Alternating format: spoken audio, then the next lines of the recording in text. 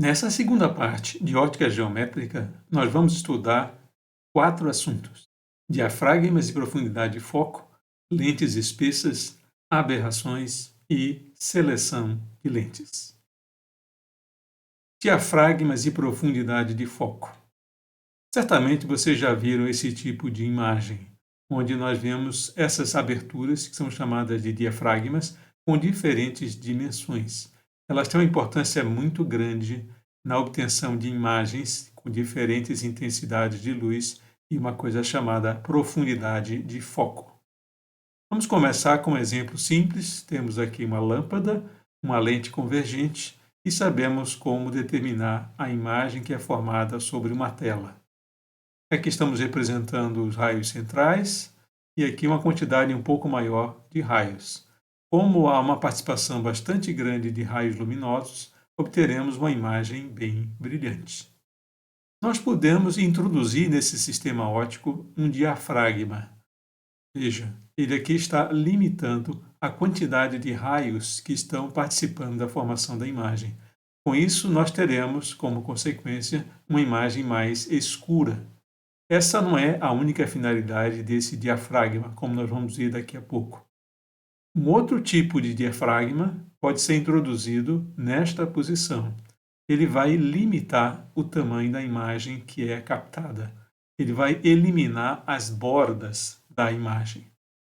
Esse primeiro diafragma é chamado de diafragma de abertura. Basicamente, ele controla a quantidade de luz que entra na formação da imagem.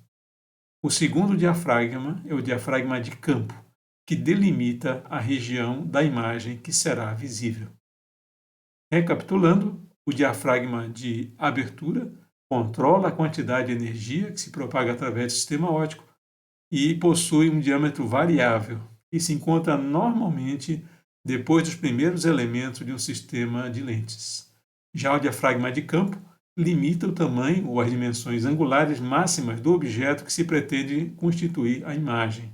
Isso é importante porque muitas vezes a qualidade da periferia da imagem é bem inferior e o diafragma de campo contribui para esconder essa região ruim. Além disso, ele determina o campo visual do sistema óptico. Note uma coisa importante: o diafragma de abertura ele limita o conjunto de raios que formam a imagem, mas não limita o tamanho da imagem. Ele pode estar bem fechadinho e a imagem continuará inteira. Pupila. Pupila não é um termo novo para a gente, essa bolinha preta do olho. Mas ela tem um significado um pouco diferente na ótica. A pupila de um sistema óptico corresponde à imagem do diafragma de abertura.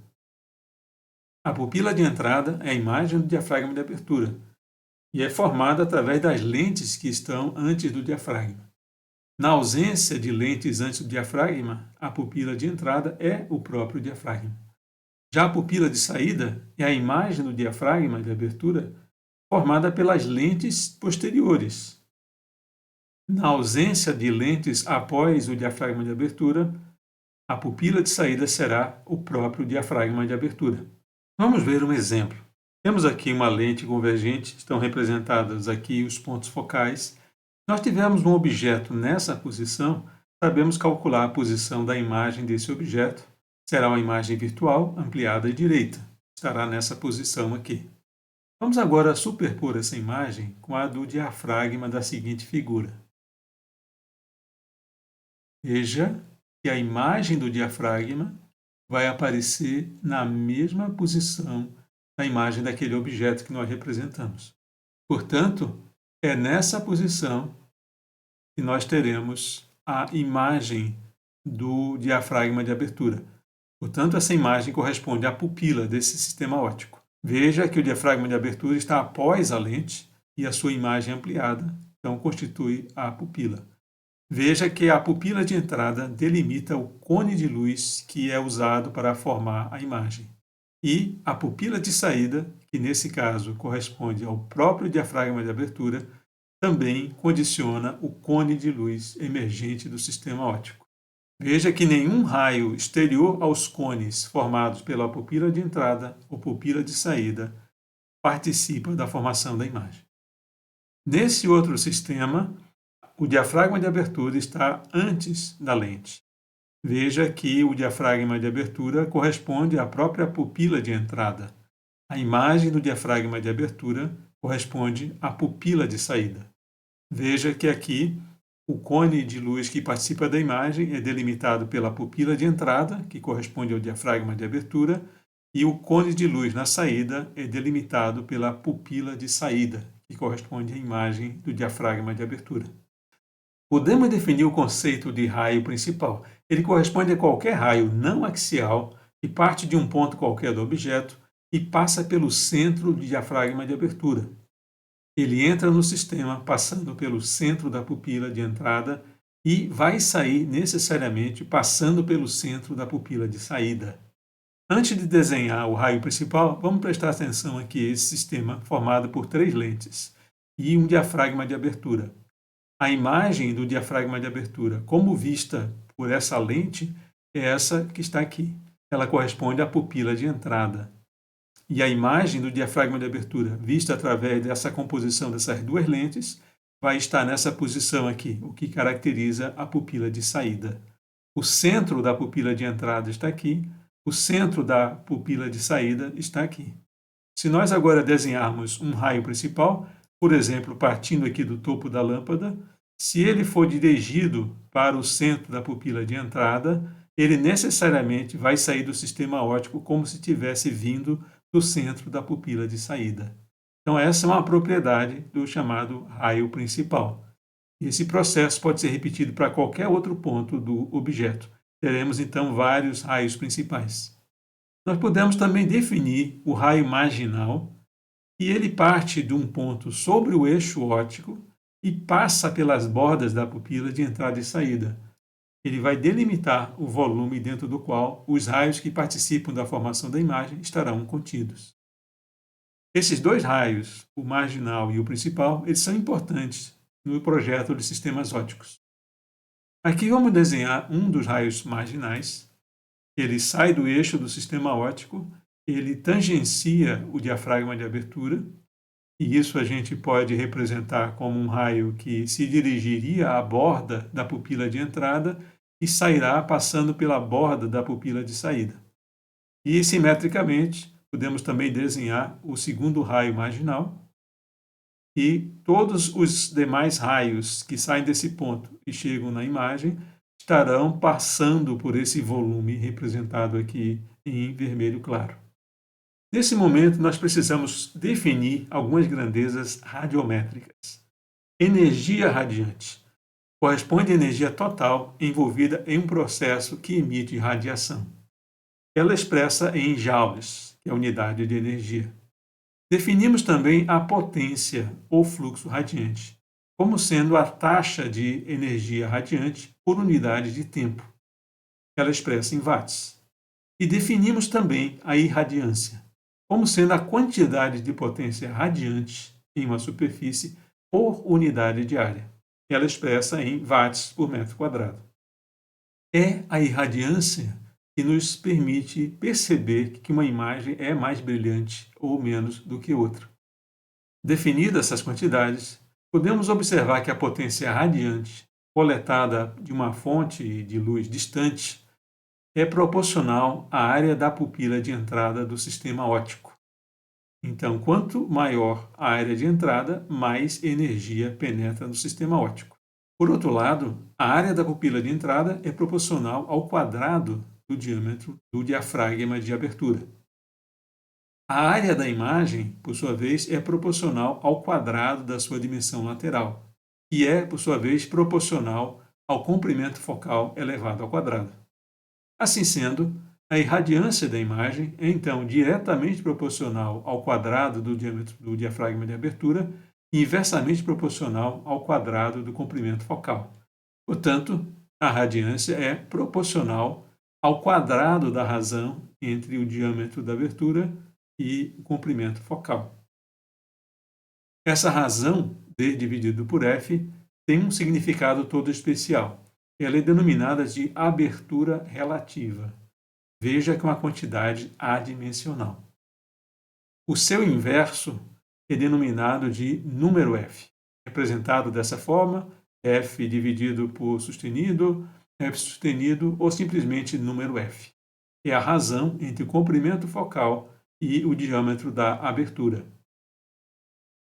A irradiância, por sua vez, é inversamente proporcional ao quadrado desse número f. Esse, portanto, é o número f de uma lente. Aqui estamos representando, mais uma vez, uma lente com comprimento focal f, o diâmetro da abertura, e vemos aqui que quanto maior esse diâmetro da abertura, maior vai ser a quantidade de energia que vai entrar no sistema. Esse número f é representado de forma adimensional. Aqui temos, por exemplo, à esquerda uma lente com f2 e à direita uma lente com f4. Como a irradiância é inversamente proporcional ao número f, o número 4 significa que menos luz está entrando no sistema. Portanto, quanto menor o número f, mais energia vai entrar no sistema óptico. Aqui temos uma representação de vários valores de número f. Uma lente de uma máquina fotográfica, por exemplo, tem várias regulagens que nos permitem selecionar qual a abertura desejada através do valor numérico do f. Vejam aqui, por exemplo, f1.8, f2.8 são grandes aberturas que vão ficando cada vez menores, o que corresponde a números maiores. 22, 16, 11, assim por diante. E quem controla essa abertura é o diafragma de uma lente. Duas quantidades muito importantes de uma objetiva fotográfica: a distância focal e a abertura máxima. A abertura máxima está relacionada com a maior quantidade de luz que pode ser captada por uma lente. Uma lente com a grande abertura permite que uma grande quantidade de luz penetre no sistema, o que permite que a exposição seja curta. Então, muitas vezes, o fotógrafo se refere a uma lente com grande abertura como uma lente rápida, uma lente de grande velocidade. Isso porque ela permite que exposições muito curtas sejam feitas, o que é interessante para fotografar, por exemplo, objetos em movimento. A maior abertura relativa corresponde a f1 e caracteriza uma lente muito rápida ou muito luminosa. Se você olhar catálogos de lentes, você vai encontrar uma infinidade de valores de comprimentos focais e também de números f. Lentes de boa qualidade, elas possuem números f bastante pequenos. Algumas lentes teleobjetivas que têm grandes comprimentos focais ou lentes tipo zoom, elas têm números f que não são tão pequenos assim. Essa série de números que a gente normalmente encontra associada ao número f, elas têm uma razão de ser. Elas correspondem a uma progressão geométrica com um fator igual à raiz quadrada de 2. Isso faz com que a área seja sempre reduzida pela metade cada vez que a gente avança uma certa quantidade. O primeiro, normalmente, é um valor fora de série, que corresponde à lente toda aberta, mas os demais valores numéricos correspondem à redução pela metade do valor da área. Aqui vale a pena introduzir o conceito da exposição. Ele corresponde ao produto entre a irradiância vezes o tempo de exposição, o tempo que o filme está exposto. Para obter uma imagem de boa qualidade, é interessante que a exposição seja mantida dentro de um certo valor. E é possível obter uma exposição ótima em fotografia se a gente combinar valores diferentes do tempo de exposição com diferentes quantidades de energia. Por exemplo, se utilizarmos f igual a 4 e um tempo de exposição de 1/125 do segundo, nós teremos uma determinada exposição. Esta mesma exposição vai ser obtida se reduzirmos o tempo para a metade, ou seja, para 1/250, e multiplicarmos a quantidade de luz por 2. Podemos obter a mesma exposição com um tempo de 1/500 e, mais uma vez, dobrando a quantidade de luz, ou até 1.000 utilizando f1.4. Então, um fotógrafo ele tem várias opções para obter a mesma exposição, várias combinações de abertura com tempo de exposição. Isso dá flexibilidade para obter boas imagens com objetos em movimento. Quanto mais curto o tempo de exposição, melhor. Numa objetiva fotográfica, a gente encontra normalmente indicados esses valores aqui correspondentes às aberturas do diafragma. Uma objetiva fotográfica normalmente permite que o usuário escolha qual abertura que vai utilizar. Isso faz com que internamente o diafragma fique mais fechado para números mais altos e mais aberto para números mais baixos. O diâmetro do diafragma ele tem um impacto muito forte sobre uma coisa chamada profundidade de foco. Veja nessa imagem uma região nítida, mais ou menos aqui nessa posição. Para objetos muito distantes ou muito próximos, a imagem deixa de ser nítida. Aqui temos um outro exemplo de uma flor fotografada com uma lente com o f5.6, que é relativamente aberto. Vejam que o fundo está completamente fora de foco. Essa mesma cena é fotografada agora com f32, em que o diafragma está muito fechado. Isso aumenta bastante a profundidade de foco. A razão para isso é fácil da gente entender. Imagine que nós temos aqui um sistema com uma lente convergente e se nós representarmos a imagem de um ponto aqui nesse plano focal, ele vai concentrar os raios aqui nesta posição, onde será colocado um filme ou sensor de uma câmera. Idealmente, a imagem daquele ponto deveria ser um ponto também. Mas isso não acontece. Ele se forma dentro de uma certa mancha chamada de círculo de confusão. Se nós estivermos usando um sensor digital, não faz diferença se esse círculo de confusão for maior ou menor, desde que ele não ultrapasse o tamanho do pixel, que é o menor elemento do sensor de uma câmera. Então, não importa se for um ponto ou uma mancha, desde que não seja maior do que o pixel, não fará diferença na hora da gente representar a imagem digital. Portanto, se nós agora traçarmos aqui esse raio vermelho, vamos ver que ele não excede o contorno do círculo de confusão. E ele se encontraria nesse ponto que está representado aqui à esquerda. Da mesma forma, temos o outro limite, formado por esse raio azul, e ele também não ultrapassaria o limite do círculo de confusão. Então, qualquer objeto que estiver localizado entre esses limites vai aparecer na imagem como se estivesse perfeitamente nítido. Isso define, então, a profundidade de foco. Vejam o que acontece quando a gente usa um diafragma de abertura. Nós limitamos a quantidade de raios que formam a imagem. Da mesma maneira, nós teríamos a imagem desse ponto formada aqui. Estou representando também aqui o círculo de confusão. E vamos ver que nessa configuração, esse raio azul ele vai um pouquinho mais longe e o raio vermelho vai um pouquinho mais próximo. Isso faz com que a profundidade de foco aumente quando a gente reduz o diafragma de abertura. Esse é um recurso muito usado pelos fotógrafos para que maiores porções da imagem apareçam nítidas. Nas objetivas fotográficas é comum a gente encontrar esse tipo de indicação. Aqui está a distância em metros do objeto até a lente, em que ela ficaria focada. Nós estamos vendo aqui embaixo vários valores numéricos correspondentes à abertura do diafragma. E estamos vendo aqui uma escala. Veja, por exemplo, que quando a gente seleciona o diafragma 16, que é uma abertura bem pequena, qualquer coisa dentro dessa faixa que começa aqui em 16 e termina em 16 estará sobre foco. Nesse caso aqui, corresponde a objetos que estejam um pouco menos de 3 metros até infinito. Toda essa região estaria nítida na imagem. Se nós optarmos por usar uma abertura um pouco maior, por exemplo, 4, que corresponde a essa daqui, apenas os objetos que estivessem um pouco antes de 5 metros e um pouco depois de 7, 8 metros estariam focados na imagem. A profundidade de foco seria reduzida drasticamente. Essa indicação é muito comum da gente encontrar de formas diferentes em objetivas fotográficas, mas elas sempre nos dizem de que distância a que distância a imagem será nítida.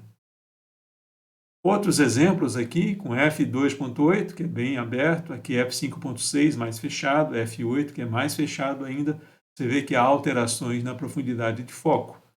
Mais outros exemplos aqui, 1.8, que é muito aberta, 2.8, e a gente vê aqui na última, f8, que praticamente toda a imagem está nítida, bem diferente da primeira.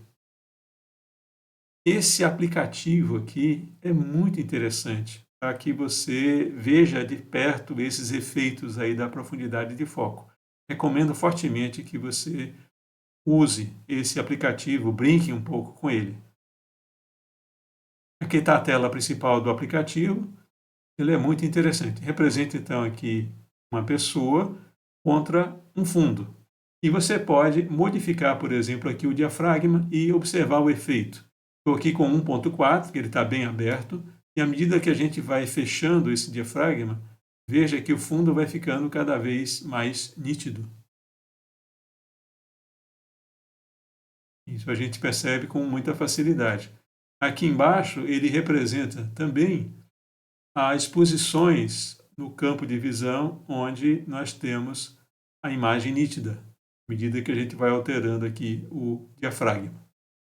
É possível também você mexer na posição do modelo, pode estar mais próximo, mais distante e estudar esses efeitos, como também é possível você mexer no comprimento focal da lente. Uma lente com comprimento focal maior aproxima mais e uma lente com comprimento focal afasta mais. E veja os efeitos disso sobre a profundidade de foco. Não deixe de brincar com esse dispositivo. É grátis.